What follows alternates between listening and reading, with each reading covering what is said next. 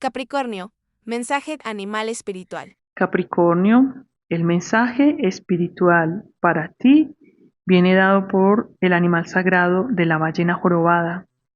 La ballena jorobada, su mensaje es cantante.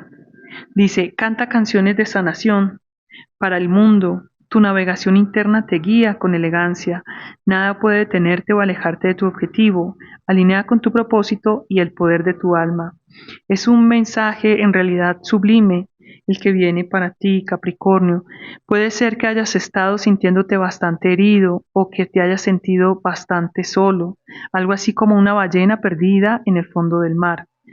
Lo que viene para ti, el mensaje que viene para ti es que cantes, es decir, que emitas algún sonido, que practiques algún ritmo, practica algún mantra, practica algunas clases de baile o haz alguna actividad que esté relacionada con el sonido y con el movimiento de tu cuerpo, porque eso hará que la energía se movilice y que la sanación llegue para tu alma.